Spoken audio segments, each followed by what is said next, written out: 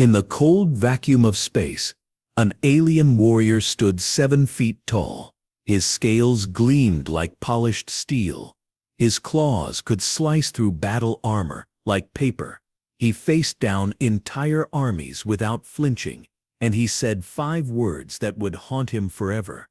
I fear absolutely nothing alive. But right now, that same warrior is pressed against a wall. Sweat drips down his armored face. His heart pounds so hard you can see it through his chest plates. And all because a human in a white apron just started sharpening knives in the corner of the mess hall. You heard that right. The most feared warrior in the Galactic Coalition, a soldier who conquered 12 planets, is terrified of a cook. Not a soldier, not a commando, a cook. But the truth behind this will shock you, because what happens next reveals 3 things that will change how you see humans forever. First, you'll discover why every alien species in the galaxy has one rule they never break when it comes to humans. Second, you'll learn the real reason Earth was almost banned from space travel before it even started. And third, you'll find out what happened when this warrior finally understood what those knives were really for.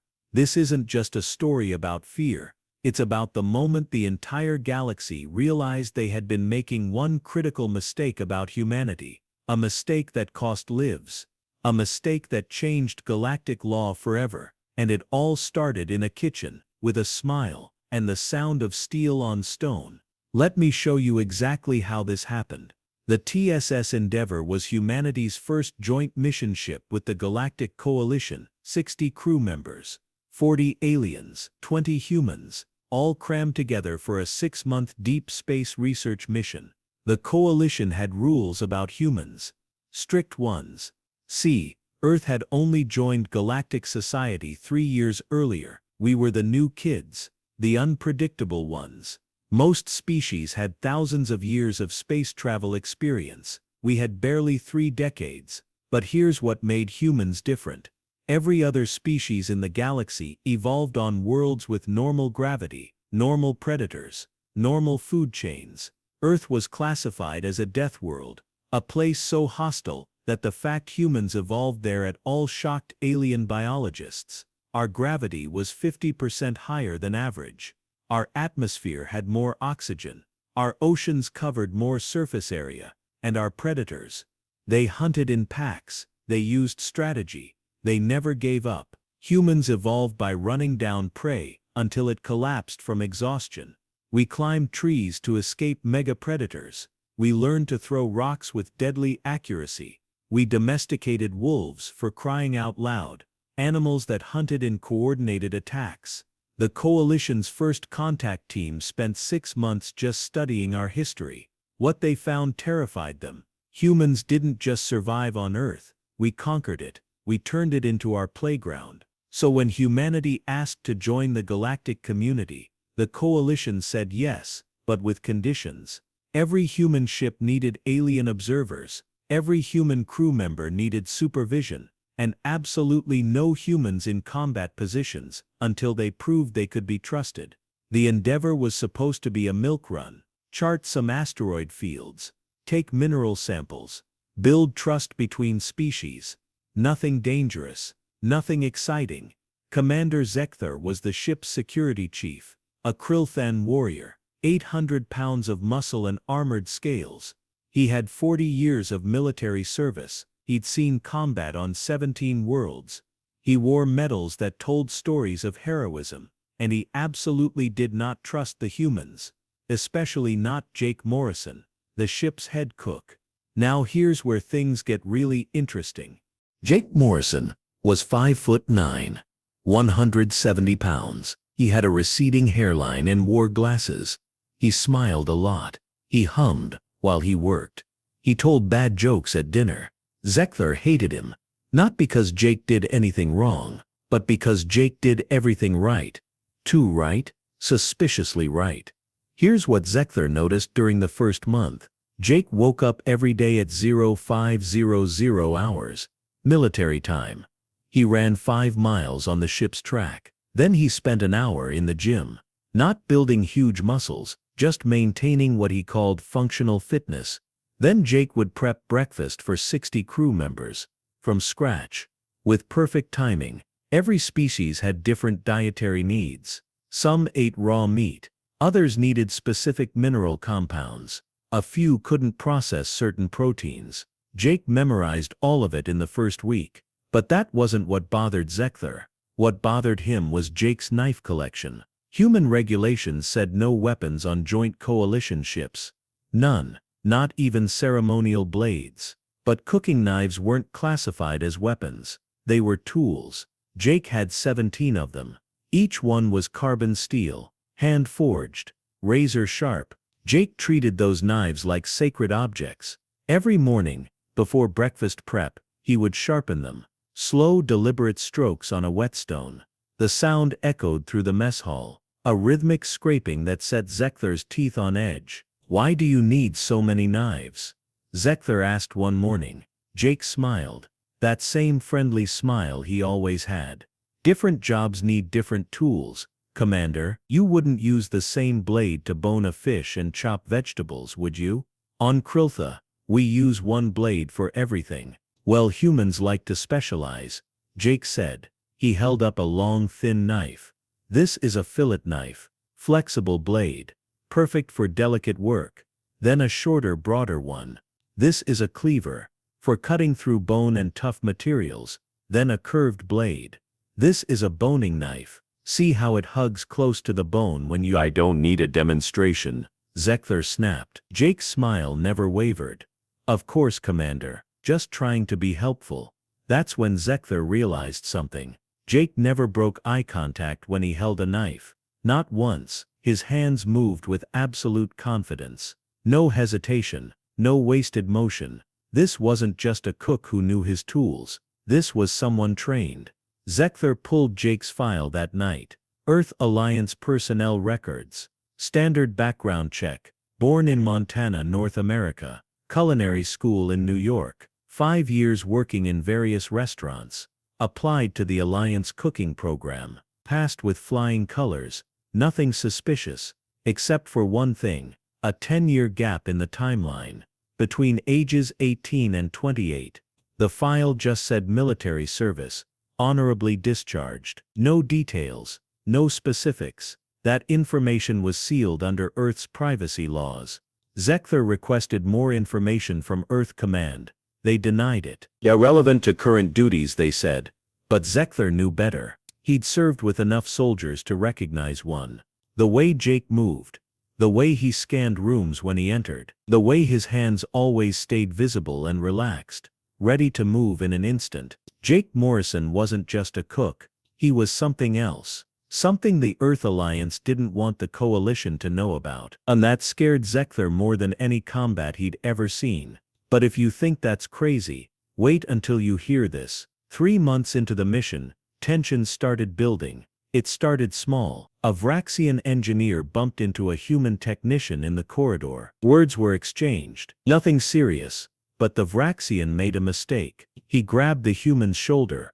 Hard. Threateningly, the human didn't back down. He stepped forward. Into the threat. His pupils dilated. Yee. Yee. His breathing changed. He smiled. The Rexian let go immediately. Eee. Because he recognized something in that smile. Something predatory. Something that said, "Please give me an excuse." Zek'thar filed a report. Recommended counseling for both crew members. But privately, he started watching the other humans more carefully. And he noticed a pattern. Every human on the ship exercised. Every single day. Not because regulations required it. Because they wanted to. They lifted weights. They ran. They practiced something they called martial arts in the cargo bay. One afternoon, Zek'thar watched 2 human engineers sparring. They weren't playing. They were striking each other. Hard enough to leave bruises. Hard enough to cause pain. And they were laughing. "It's just training, Commander," one of them explained. "It keeps us sharp." "Sharp for what?" Zek'thar demanded. "This is a research vessel, not a warship." The human shrugged. "Old habits. Most of us did time in Earth's military before joining the Alliance. It's just what we do." That was the moment Zek'thar understood. Every human on this ship had military training, every single one. The Alliance wasn't sending civilians to build trust with the Coalition, they were sending soldiers disguised as scientists, mechanics, technicians, and cooks. Zek'thar called a meeting with the other alien department heads. He voiced his concerns. The humans were too prepared, too capable, too dangerous. They're planning something. Zek'thar insisted.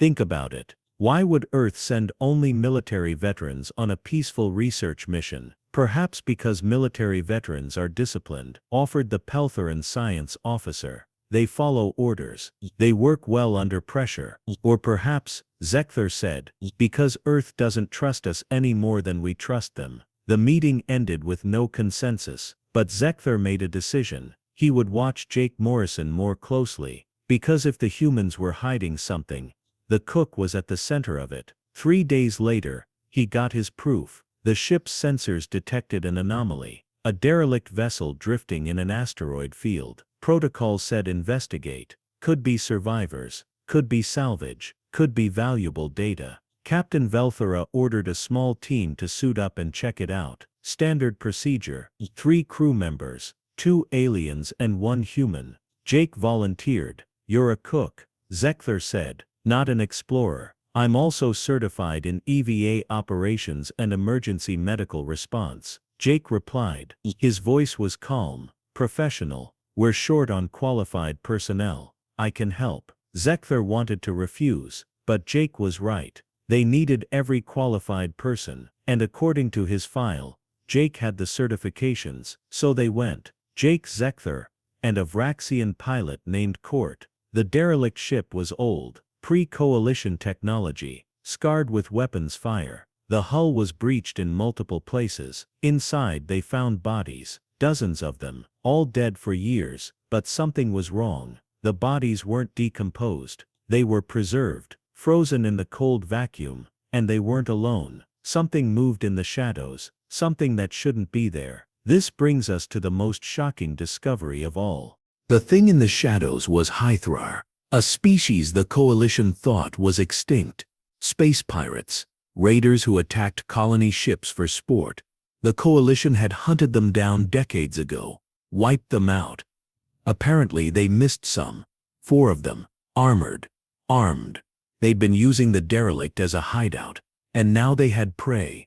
Back to the ship, Zek'thar ordered. Move, now. They didn't make it 10 feet. The HFY were faster. They cut off the exit. Plasma weapons charged. One of them spoke in broken Coalition standard. No escape, you die here. Zek'thar stepped forward. 40 years of combat training took over. He was bigger than the HFY, stronger. He could take 1, maybe 2, but 4. With weapons? In zero gravity. He calculated their chances. 20%, maybe less. Then Jake stepped past him. Commander, Jake said quietly. Take Court. Get back to the Endeavor. Call for help. Morrison. That's an order, Commander. You're the security chief. Ship needs you alive. I'm just a cook. Expendable. The way Jake said it. So calm. So matter of fact. Like he'd already accepted his death. Zek'thar had heard that tone before. From soldiers, warriors, people who'd made peace with dying. I won't leave you, Zek'thar said. Jake turned. And for the first time in 3 months, his smile disappeared. His eyes went cold, empty. When he spoke, his voice had an edge that made Zekthar's scales prickle. Commander, get out. Now. Zek'thar grabbed Court. They retreated. Back through the breach. Back to their shuttle. Through the shuttle's external cameras, Zek'thar watched. Jake didn't run. Didn't hide. He moved toward the HFY. Deliberately, slowly. One of them raised a plasma rifle. Jake's hand moved faster than Zek'thar could track. A blade appeared from somewhere. One of Jake's kitchen knives. He must have brought it. Hidden in his suit, the knife flew, buried itself in the HFY's weapon arm. The pirate screamed. The rifle floated away. Jake pushed off a wall, used zero gravity like he was born in it. He closed the distance in seconds. His hands moved. Precise, efficient, brutal. The first HFY went limp, neck broken. The second one fired. Jake twisted. The plasma bolt missed by inches. Jake grabbed the pirate's arm, used the momentum, slammed him into a bulkhead. Once, twice. The helmet cracked. The third and fourth ones attacked together. Coordinated. Professional. Jake flowed between them like water. Every movement had purpose. No wasted energy. No hesitation. This wasn't fighting. This was something else. This was art. One HFY caught Jake with a glancing blow, spun him around. The pirate raised a blade, aimed for Jake's throat. Jake caught the blade with his bare hand. The suit's glove was reinforced, strong enough. He twisted. The HFY's wrist snapped. Jake drove his elbow into the pirate's helmet. The faceplate shattered. The last HFY tried to run. Jake let him get 5 feet away. Then he threw another knife. It tumbled end over end in zero gravity. Perfect rotation. Perfect aim. It took the HFY in the back of the neck. The pirate stopped moving. Silence. Jake retrieved his knives, cleaned them on a dead pirate's suit, checked each blade for damage. Then he turned toward the shuttle, waved. His smile was back. All clear, Commander. Jake's voice crackled over the radio. We can proceed with the investigation. So what does all this mean for us today? Zek'thar said nothing during the flight back. Neither did Court. They just stared at Jake. This human, this cook, who had just killed 4 armed pirates with kitchen knives. When they docked, Jake went straight to the galley, started prep for dinner, like nothing happened. Zek'thar went to Captain Velthora's office, demanded answers. You knew, Zek'thar said. You knew what Morrison was. Captain Velthora was a Pelthoran, 6-armed, compound eyes. She'd commanded vessels for 30 years. She sighed, all 6 hands folded together. Yes, she admitted. I knew, and you said nothing. What was I supposed to say? That every human on this ship has military training. You already suspected that. That some of them have special forces backgrounds. That Morrison specifically was part of Earth's Reaper program. Zek'thar felt his blood go cold. Reaper program. Velthora pulled up classified files. Eyes-only clearance. She'd had access all along. The Reaper program. Earth's most secret military project. Soldiers trained for deep cover operations. Infiltration. Assassination. Survival in hostile territory. They were trained to look normal. Act normal. Blend into any situation. And when needed, they were trained to kill. With anything. Guns, knives, bare hands, whatever was available. Jake Morrison had spent 10 years as a Reaper. 17 confirmed missions, all classified, all successful. He'd retired with honors, went to culinary school, pursued his other passion. But once a Reaper, always a Reaper. Why send him here? Zek'thar demanded. Why not tell us? Because the coalition would have refused him. Velthora said. You would have demanded he be removed. Earth knows this, so they sent their best people, trained them in civilian professions, let them live normal lives, but kept them ready. Ready for what? For exactly what happened today. Velthora said. The galaxy isn't as safe as the coalition pretends. There are threats, pirates, rogue states, unknown dangers. Earth believes in being prepared. Always. Zek'thar understood now. This wasn't about trust. This was about survival. Humans came from a death world. They evolved to never stop fighting, never stop preparing, never stop adapting. The coalition thought they were civilizing humanity, teaching them to be peaceful, diplomatic, controlled. But humanity was teaching the coalition something else. That peace doesn't mean weakness. That civilization doesn't mean helplessness. That you can serve dinner with a smile and still be the deadliest thing in the room. What do I tell the crew? Zek'thar asked. The truth, Velthora said. Morrison saved our people. He neutralized a threat. He followed his training. That's all anyone needs to know. But Zek'thar knew it was more than that. This incident would change everything. The coalition's view of humanity. The restrictions on Earth's role in galactic affairs. The fear that humans were too dangerous. Because here's what the coalition finally understood. Humans weren't trying to be warriors. They were just being themselves. And themselves was terrifying. A species that domesticated wolves, that conquered their own death world, that looked at the stars and said we belong there too. A species that could cook your dinner and kill your enemies with the same knives. The question wasn't whether humans could be trusted. The question was whether the galaxy could handle them. Before we wrap up, there's one final thing you need to know. 2 weeks after the incident, Zek'thar finally worked up the courage to ask Jake the question that had been haunting him. They were alone in the mess hall. Early morning, Jake was sharpening his knives, that same rhythmic sound that used to terrify Zek'thar. Now it just sounded like music. "Morrison," Zek'thar said, "when you told me to leave, when you faced those pirates, you knew you might die." Jake looked up, smiled. "Yes, Commander, I did. Yet you smiled. Even after killing them, you smiled." "Of course I did. Why?" Jake set down his whetstone, picked up a knife, examined the edge in the light. When he spoke, his voice was gentle, patient. "Commander, do you know what fear really is? Fear is the body's response to danger." "No," Jake said. "Fear is what happens when you're not prepared, when you don't know what to do, when you feel helpless." He tested the knife against his thumb, satisfied. "I've been preparing my whole life, training, learning, practicing. I know exactly what I can do, what my limits are, what I'm capable of." "So you don't feel fear?" "Oh, I feel it," Jake said. "But I don't let it control me. Fear is information. It tells you something's dangerous, but once you acknowledge that, once you accept it, you can move forward, you can act." And the smile. Jake's grin widened. "That's for them.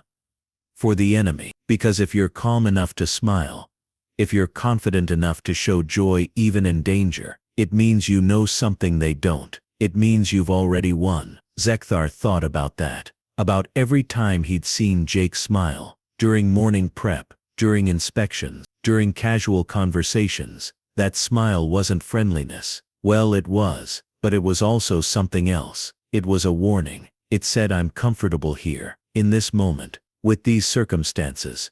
"Are you humans?" Zek'thar said quietly. "You're all insane." Jake laughed. A real laugh, full and genuine. "Maybe. But we're your kind of insane, Commander. And that's what matters." He went back to sharpening his knives. The sound echoed through the empty mess hall, and Zek'thar realized he wasn't afraid anymore. If this opened your eyes to what humanity really is, let's recap what we just discovered. First, we learned that Earth sends only its best to the stars. People who look ordinary, but carry extraordinary skills. People trained to survive anything. People who can cook your breakfast and save your life with the same tools. Second, we found out why the galaxy fears humans. Not because we're violent, but because we're prepared. Always prepared. We came from a world that tried to kill us every day. We learned to never be caught off guard, never be helpless, never stop adapting. Third, we discovered the real meaning behind Jake's smile. It wasn't friendliness, though it was friendly. It was confidence. The confidence that comes from knowing exactly who you are